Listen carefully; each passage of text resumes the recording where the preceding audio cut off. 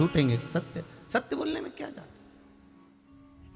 सीता जी को ध्यान आया, हाँ मैंने एक गलती करी थी, जो फूल आए थे उसमें से मैंने पुष्प को सूंघ लिया था। भगवान राम को बिना दिए, राम जी के बिना सुगंधित लिए मैंने सूंघ लिया। अब क्या करूं? अब बोलो क्या करा?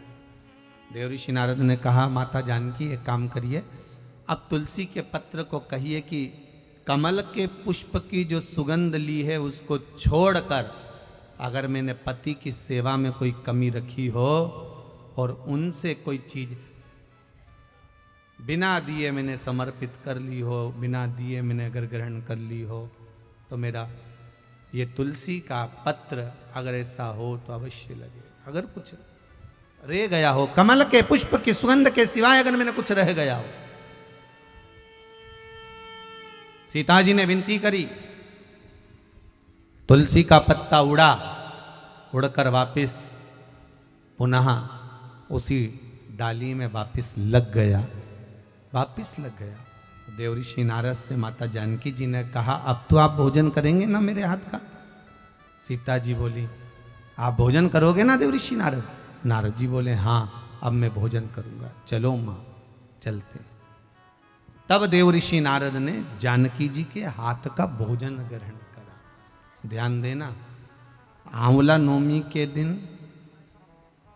आंवले के वृक्ष की पत्ती मत तोड़ना। जिस दिन माता तुलसा का स्मरण कर रहे हो, द्वादशी तिथि हो, चतुर्दशी तिथि हो, संक्रांति हो, आदिकादिक जो तिथियों का वर्णन करा गया है विष्णु पुराण आदिक में, उन तिथियों को तुलसी का दल मत तोड़।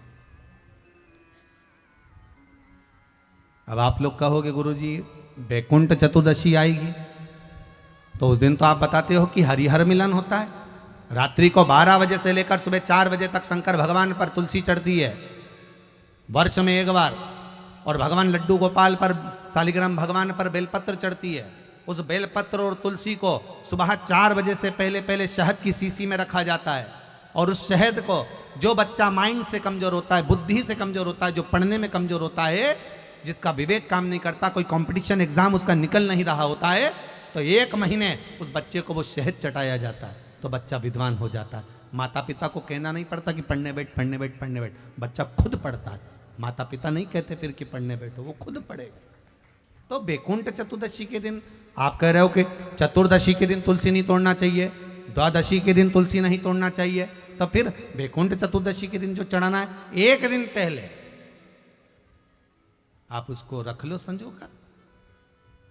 शिव महापुराण की कथा तो यहां तक कहती है कि अगर आप सोमवार का व्रत करते हो, संकट सोमवार का व्रत करते हो, 16 सोमवार का व्रत करते हो, और आप सोमवार के दिन अगर बेलपत्री के वृक्ष से बेलपत्र तोड़ रहे हो, तो उसका भी दोष है महाराज, उसका भी दोष है। 1 दिन पहले तोड़।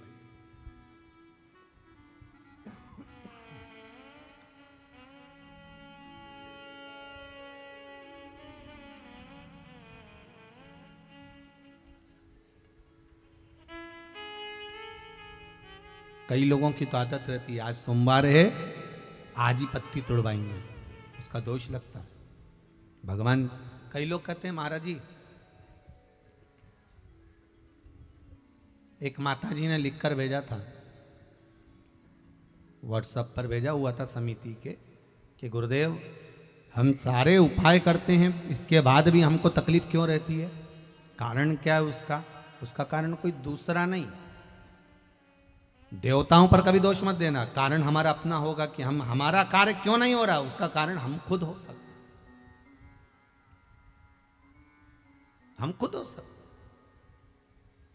भगवान क्यों नहीं मिलता, उसका कारण हमारा खुद का है। जैसे मान लो कोई तुमसे कहे कि भैया देखो ये सामान मिला ना, और ये सामान मिला कर ये औषधि तैयार करना, और औषधि में तुम ये नींबू निचोड़ लेना, और नींबू निचोड़ कर जब तुम खाओगे तो तुम्हें आराम लग जाएगा, जब तुम पाओगे तो तुम्हारा रोग, तुम्हारी बीमारी है वो समाप्त हो जाएगी। अब तुमने तो खाया, उसके बाद भी तुम्हारा रोग समाप्त नहीं हुआ, बीमारी समाप्त नहीं हुई, तो तुम क्या कहोगे? उसने तो गलत बता दिया। बोलोगे कि नहीं बोलोगे? तो वो पूछेगा क्यों? मैंने बताया था तुमको ये लेना ये लेना ये लेना, साथ में नींबू निचोड़ना, नींबू निचोड़ कर उसका रस उसमें मिलाकर खा लेना, उससे तुम ठीक हो जाओगे। फिर ठीक क्यों नहीं हुए, उसका कारण क्या था? तुमने तो गारंटी ली थी कि मैं ठीक हो जाऊंगा, फिर गारंटी में गया कहाँ? आखिर वो गारंटी गई कहाँ? जब सियोर वाला महाराज इतना छाती ठोक ठोक के कहे कि ये करो इसके करने से ये फल मिलेगा, ये करो इसके करने से ये फल मिलेगा, फिर हमारा काम क्यों नहीं हुआ? हमें दुख क्यों मिला? हमें तकलीफ क्यों मिली? उसका कारण समझ लेना। तुमने तो कहा था कि नींबू निचोड़ना, ये दवाई खा लेना, तो आखिर वो दवाई असर क्यों नहीं करी? तो उन्होंने पूछा बताओ क्या क्या करा? हमने ये लिया, ये लिया, ये लिया, उसके बाद हमने नींबू काटा, नींबू काट के हमने नींबू निचोड़ा, नींबू निचोड़ के हमने फिर खाया, पर हमारी बीमारी तो मिटी नहीं। सबकी बीमारी मिट गई, फिर तू क्यों रह गया?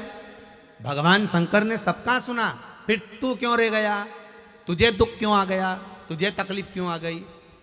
फिर से बता कि मैंने ये डाला, ये डाला, ये डाला, नींबू निचोड़ा, फिर उसको खाया, पर मुझे आराम नहीं लगा। उसका कारण क्या है? तो फिर जिसने दवाई बताई थी उसने पूछा ये बता कि तूने नींबू निचोड़ा तो कैसे निचोड़ा? कि ऐसे ही निचोड़ा। नहीं नहीं, नींबू तूने निचोड़ा तो निचोड़ा कैसे? अरे तो उसको काटा। अच्छा, तो काटा कैसे? कि लोहे के चक्कू से काटा।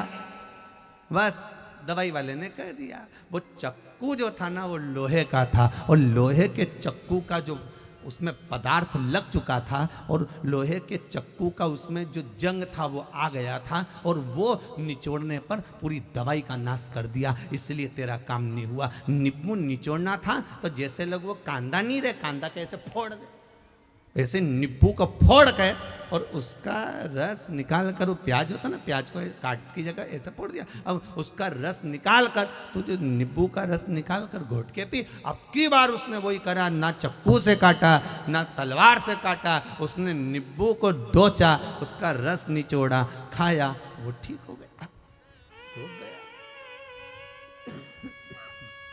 रोग समाप्त।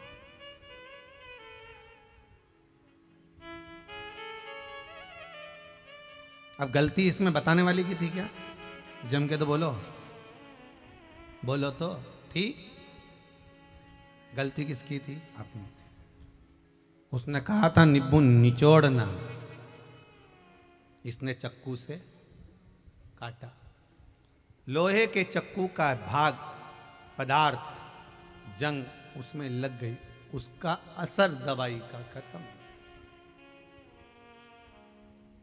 गलती हमारी।